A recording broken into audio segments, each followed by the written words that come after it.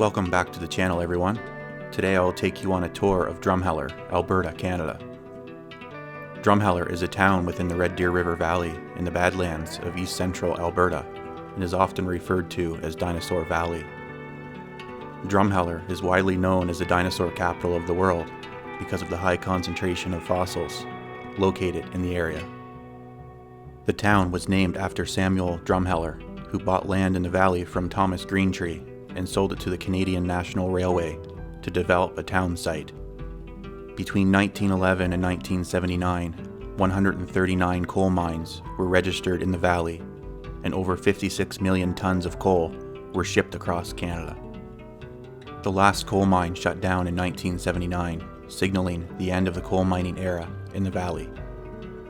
Today, agriculture is the biggest industry in the region, followed closely by oil and gas production, and tourism is now the fastest growing industry. Sit back and relax as I take you on a tour of this beautiful area and show you the top attractions and destinations.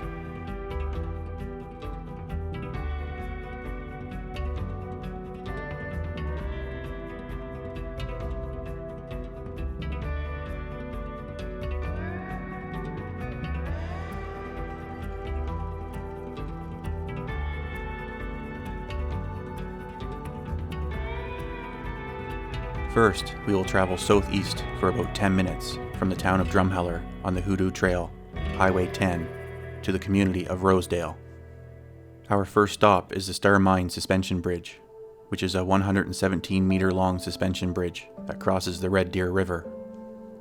Originally, coal miners used rowboats to get across the river when the Star Mine opened in 1912.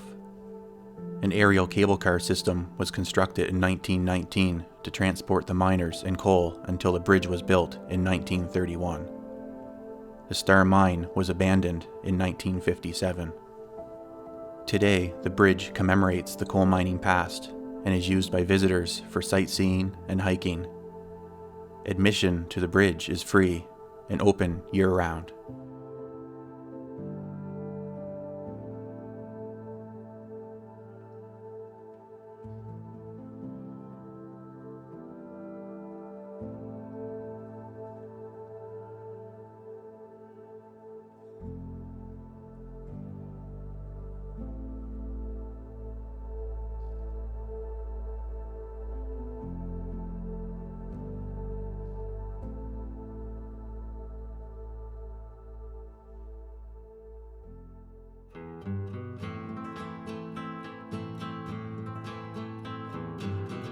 Up next, we will travel a short distance, about 5 minutes or less, to the beginning of the trip across 11 bridges into the community of Wayne. Wayne once was a town of around 2,500 people who lived and worked in the coal mines, currently now home to only 29 residents. Wayne sprung to life when the Rose Deer Mine was built in 1912. Not much remains from the coal mining days, but today still stands the Rose Deer Hotel, built in 1912, and the Last Chance Saloon that was added on shortly after. Today, Wayne lives on as a tourist destination, and people come from all over to visit the saloon, stay in the hotel, camp, and take in the history and atmosphere. For the hours of operation to the saloon and hotel, check online or call. Peak season is summer, and winter hours are limited.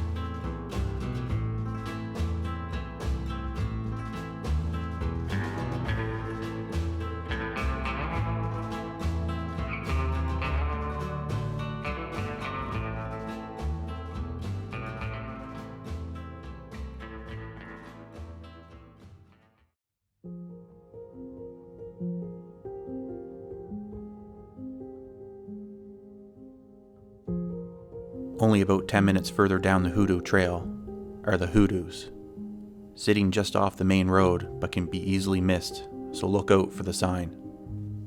Each hoodoo is a sandstone pillar resting on a thick base of shale that is capped by a large stone.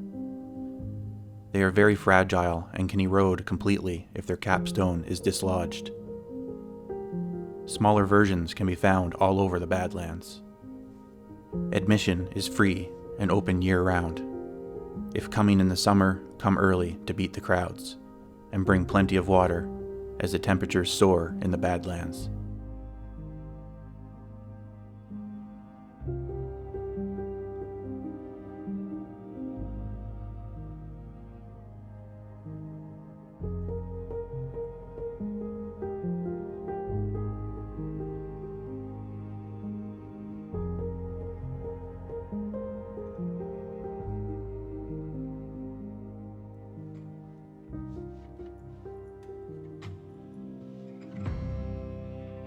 Up next, continuing down the Hoodoo Trail for another 10 minutes or less, we will arrive at the Atlas Coal Mine in East Cooley. The Atlas Coal Mine operated from 1936 to 1979. It is considered to be Canada's most complete historic coal mine and is home to the country's last standing wooden coal tipple, and the largest still standing in North America.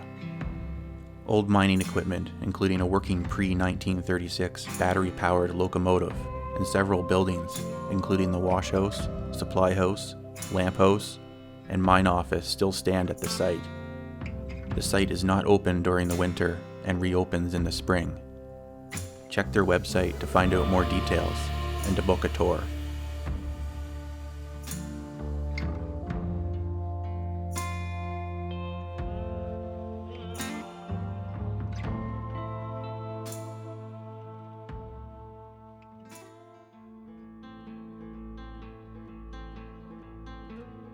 Take Highway 9 west out of town for about 15 minutes to get to Horseshoe Canyon.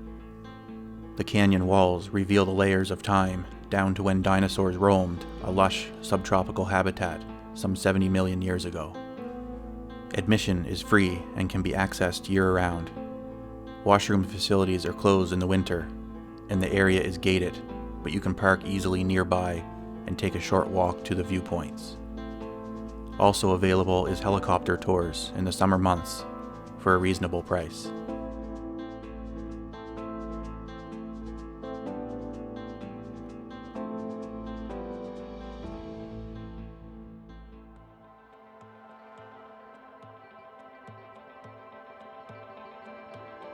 Up next, we are back in the Drumheller town site at the world's largest dinosaur. Construction was completed in 2000, and the grand opening was in October 2001. It stands at 86 feet tall and cost roughly $1 million to build. The Drumheller Visitor Information Center is located at the foot of the dinosaur. For a small fee, you can climb the 106 stairs to the top and stand inside for a view of the surrounding area.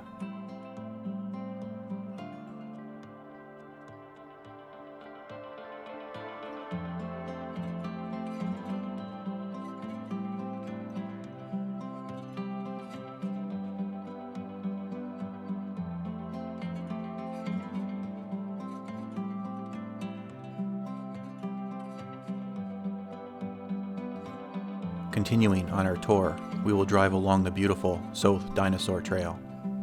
This is roughly a 20-minute drive before it connects to the North Dinosaur Trail via ferry. This is a beautiful scenic drive along the Red Deer River with many places you'll want to stop and take in the view. The first recommended stop along this trail would be the amphitheater, which houses the Canadian Badlands Passion Play. Unfortunately, I could not show this location due to it being fully closed in winter. If in the area in July, you'll want to check this place out. Check online for more details of when you can catch one of these live performances and prices for tickets.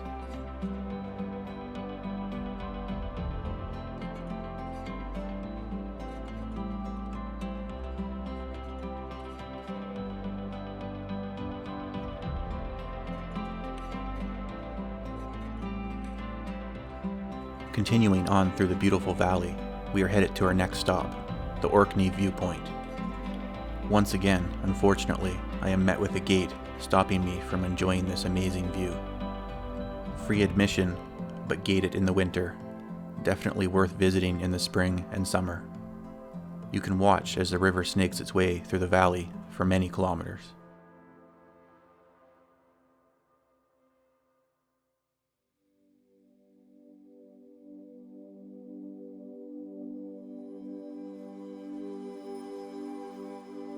Further down the South Dinosaur Trail, we will end at the cable-operated Blériot Ferry. When open, this will take you across the Red Deer River to continue your journey down the North Dinosaur Trail to complete one continuous loop. The ferry has been running since 1913 and operates from late April to November. Admission is free.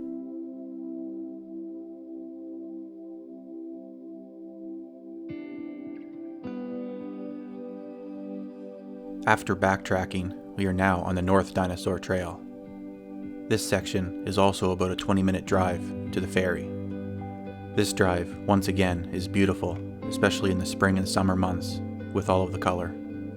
Along this stretch, I would recommend to stop at the Midland Provincial Park and McMullen Island.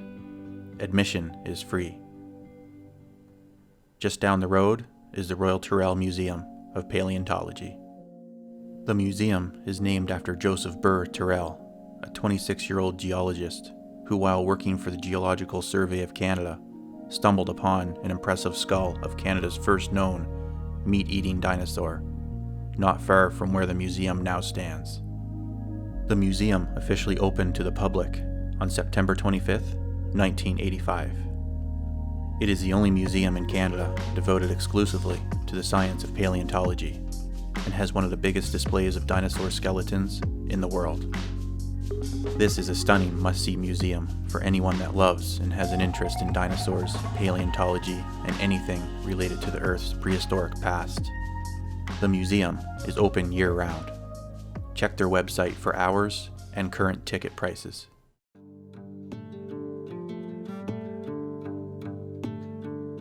Next up, just a couple minutes from the museum, is the Little Church.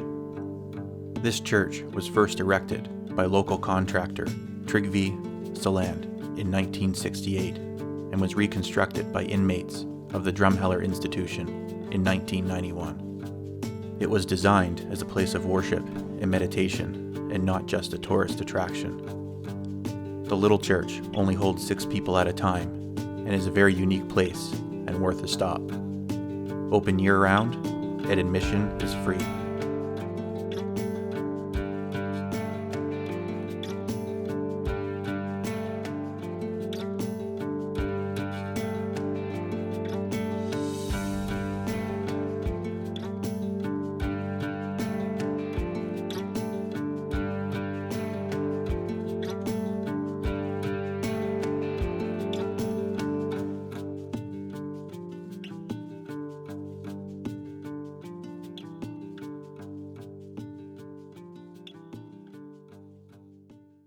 Let's continue on the dinosaur trail to our last stop on this journey through Drumheller, the Horse Thief Canyon. Stand on the edge for spectacular views of the valley below. If you're feeling adventurous, hike down the steep trail and explore the canyon that is named after the outlaws who hid their stolen livestock here more than 100 years ago.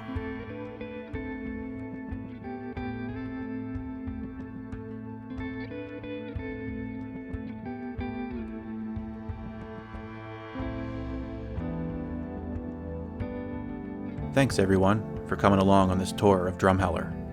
If you have any questions or comments, feel free to leave them below.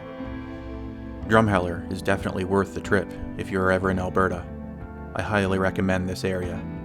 One of my favorites that I keep coming back to. See you guys next time.